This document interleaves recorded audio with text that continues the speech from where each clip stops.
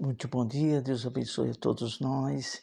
Hoje, quarta-feira, estamos aqui com mais uma meditação da Palavra de Deus e vamos iniciar em oração a Deus.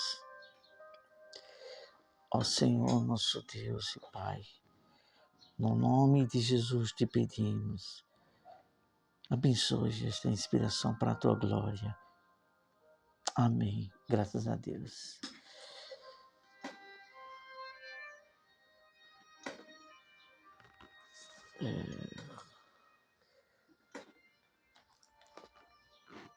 Vamos começar aqui a meditação. Hoje, quarta-feira, dia 3 de setembro, tem como título O Corpo do Pecado e o Fruto da Justiça. O Corpo do Pecado e o Fruto da Justiça. É um assunto que diz respeito do espírito do pecado, que ele tenta agir em nossos corpos e em nossa mente. E para isso temos que atentar de nossa vida nas mãos de Deus e praticar os frutos de justiça. É esse respeito que vamos meditar nesta manhã. Temos como o texto básico dessa meditação Colossenses, o livro de Colossenses, no Novo Testamento, capítulo 3, versículos 5 e 6, apenas 2 versículos. Diz o seguinte: Fazei, pois, morrer a vossa natureza terrena. Natureza terrena faz menção à natureza pecaminosa dentro do homem. Prostituição, impureza, paixão, lascívia, desejo maligno e avareza, que é idolatria. Por estas coisas é que vem a ira de Deus sobre os filhos da desobediência. Temos que ter muito cuidado. Aquelas pessoas, me refiro a mim mesmo, que temos encontrado a Deus, temos que conservar o novo viver em Cristo e ter muito cuidado com as coisas que não agradam a Deus. E nós vemos aqui na última palavra que faz menção à idolatria, à avareza. E às vezes as pessoas pensam que idolatria é só adorar a imagem, pegar uma pessoa e adorar algum ídolo. A idolatria se refere a tantas coisas que não faz muito parte deste assunto. Mas vamos dar só uma pitadinha aqui de sal nessa palavra. Há pessoas que idolatram o próprio homem e faz do próprio homem um Deus. E há outros que são muito avarentos, que se apegam e que o Deus dessa pessoa passa a ser o dinheiro. É um perigo. Vamos ao primeiro tópico. O primeiro tópico vai fazer menção ao corpo levado ao pecado. Romanos capítulo 1, versículo 24 ao 6.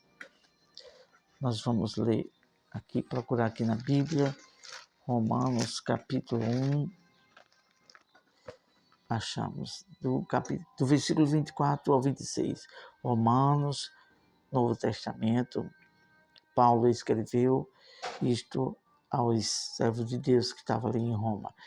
Por isso, Deus entregou tais homens à imundícia, pelas concupiscências do seu próprio coração, para desonrar o seu próprio corpo entre si. Mas eles mudaram a verdade de Deus em mentira, adorando e servindo a criatura em lugar do Criador, o qual é bendito eternamente. Aqui terminamos no versículo 26. Por causa disso, os entregou Deus às paixões infames, porque até as mulheres mudaram o modo natural de suas relações íntimas por outro contrário à natureza. Se você quiser entender bem este assunto aqui, que fala sobre idolatria e depravação, leia o capítulo por inteiro, todo o contexto deste assunto, que é muito sério. Há muitas pessoas que não atentam, não têm talvez o mínimo de temor a Deus, do que significa isto. A gente não vamos nos ater a este assunto desse capítulo todo. São apenas os 3 versículos que o lemos. Olha só, isso se refere ao quê? Pessoas que quiseram fazer o próprio Deus, a sua própria maneira, a sua própria vontade, os seus próprios desejos imorais. O que acontece com isso? Que temos falado aqui, ó, batido nessa tecla, vez por vez, livre-arbítrio. Deus dá o livre-arbítrio. Deus não força ninguém a fazer a vontade dele. Então, o que acontece? Deus entrega, as pessoas deixam fazer o que quer, mas sabendo que vai colher aquilo que planta. Vamos fazer mais um pouquinho de menção a esse respeito. Deus dá o livre-arbítrio. Se a pessoa desejar fazer o que é errado, Deus vai respeitar a sua decisão.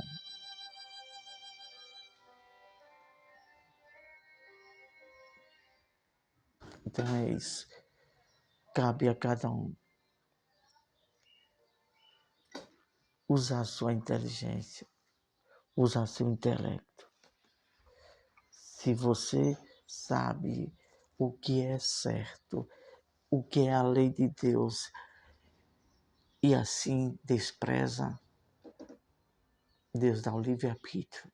Mas se a pessoa morrer neste pecado, nessa desobediência à lei de Deus, sabendo que vai colher aquilo que decidiu para a sua vida. A verdade é esta, que Deus não deixa ninguém inocente. E aqueles que colher a desobediência a Deus, vai colher a morte eterna, o sofrimento eterno por o resto da vida. Vamos para a segunda estrofe. Segundo tópico. O corpo do pecado. O corpo do pecado morto. O corpo do pecado morto. Como assim? O corpo do pecado morto. A vida de influência para viver, ter o corpo, o espírito do pecado vivo, tem que matar, tem que deixar essa inclinação, este espírito morto, não deixar ter evidência de vida, de espírito do pecado para fazer as vontades do pecado. Olha só o que diz Romanos, capítulo 8, versículo 10. Essa meditação está sendo mais no livro da Epístola aos Romanos, capítulo 8, versículo de número 10.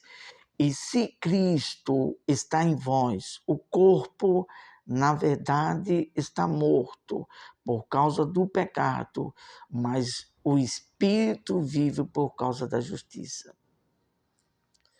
Então, olha só, temos que nos esforçar para viver as coisas do espírito, porque se nós nos deixar o corpo do pecado, do espírito do pecado viver em nossa vida, em nosso corpo, morreremos. A palavra de Deus diz bem clara que a inclinação do pecado é morte.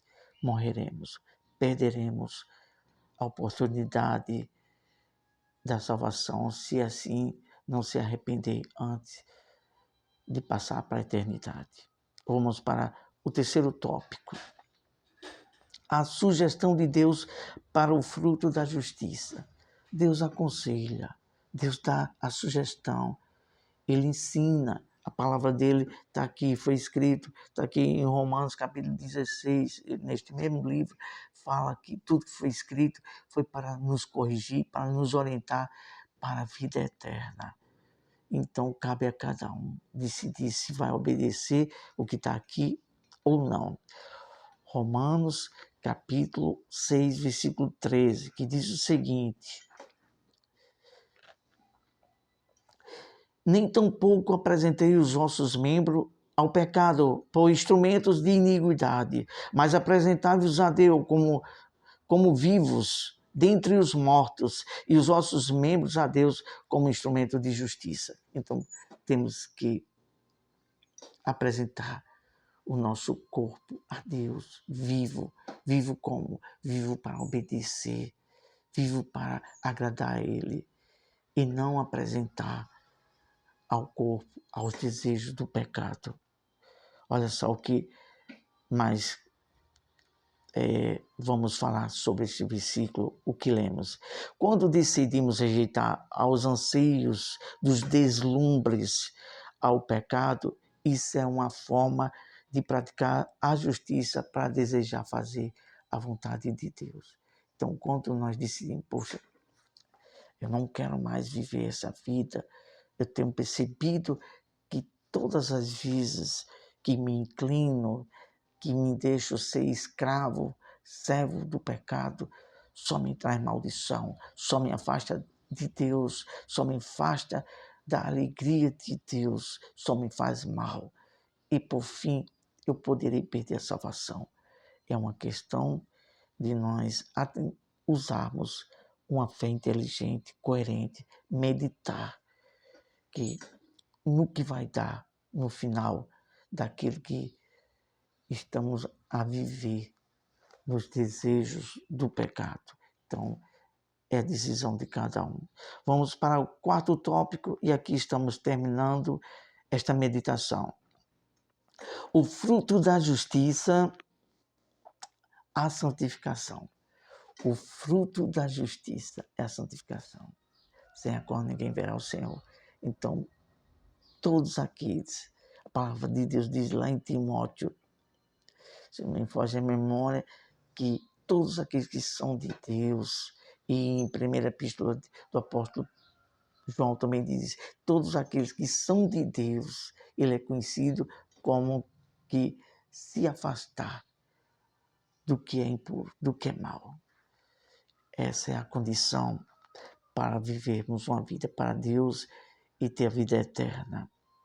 Aí depende de cada um de nós. Vamos ler em Romanos capítulo 6, e aqui estamos concluindo, versículo 22, que diz o seguinte: agora, pois, libertados do pecado e feitos servos de Deus, tende o vosso fruto para a santificação e, por fim, a vida eterna. Então, somos servos de Deus, filhos de Deus, agora o nosso fruto tem que ser para a santificação, para se afastar do que é pecado, do que nos afasta da presença de Deus e nos lançar a nossa vida para um viver que agrada a Deus.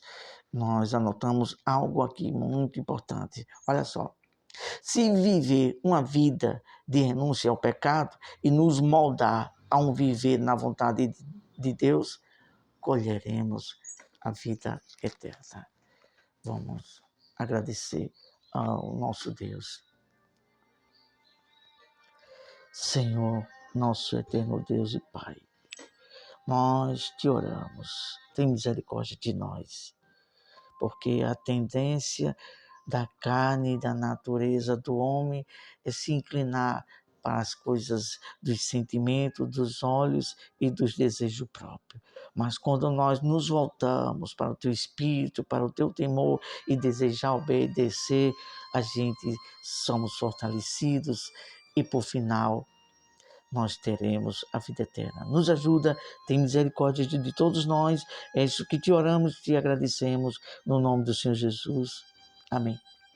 Graças a Deus, ótima quarta-feira, Deus abençoe a todos nós e nos livre de todo mal, de tudo aquilo que nos afasta da presença, da comunhão de Deus. Ótima quarta-feira, até a próxima, se assim nosso Deus nos permitir.